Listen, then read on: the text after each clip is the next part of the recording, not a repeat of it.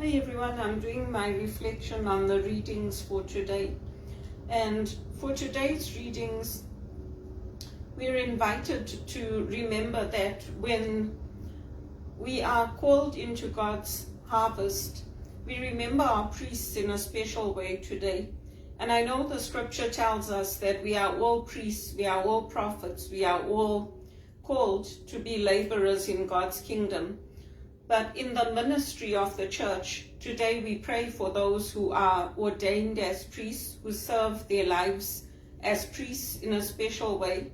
And we pray that God would increase the laborers, all of us who are working for his kingdom, and especially our priests, especially those who are called to religious life, because they are the ones who are entrusted with guarding our souls. And so are all of us who are Christians. We are watchmen and watch women, so to speak, on each other's lives.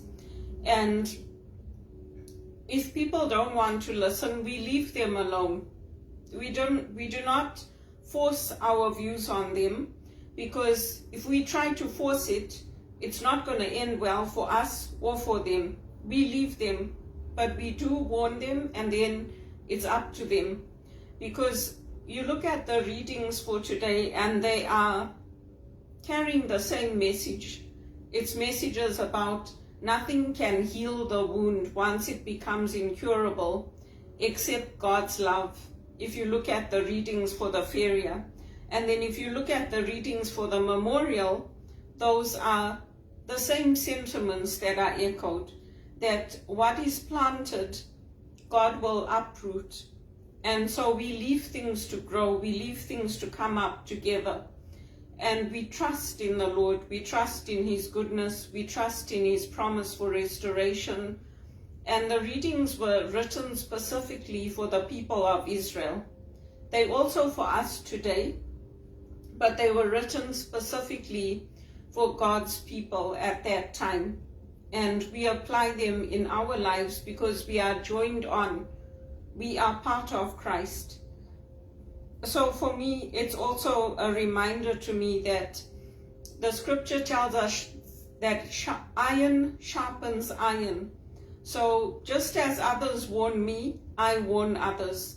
We are God's messengers for each other. We are there to help each other on our Christian journey. And so for me today, I pray in a special way for our priests. We always do pray for them, and for an increase in vocations when we pray our rosary at the church, the group of ladies. But I also pray for them at home and in my daily prayer when I say the rosary, because it's an important part of our church. If there's no priest, there's no offering of the Eucharist, and if there's no Eucharist, there's no Mass. So the church will die, basically. That's what it is. And we can't consecrate the host. That's something special that the priests do. We can do everything else. We can help, we can serve, but the consecration is what the priests do in the Mass. And then once they become ordained, then they can do the consecration as well. It's not just words. It's actually belief in the presence of God in the Eucharist. So that's what I wanted to share for today. I also joined a call today on heart health. So I guess I'm blessed, I'm lucky, because my heart so far has been fine. And all the steps I've taken to improve my health have worked for me. So I haven't lost weight, but I'm basically healthy. So I'm not getting those very high readings for the high blood pressure. I can eat whatever I want. The medication has stabilized the blood pressure. And it's not that I'm under any less stress, because the stress I had in the call center, I have a different kind of stress now. I have bankruptcy, I have unemployment, I have worry about my future. I'm facing homelessness, facing eviction. I have very real pressures that are equivalent to the pressure I had working in the call center. but I have my faith and I have my trust in the Lord.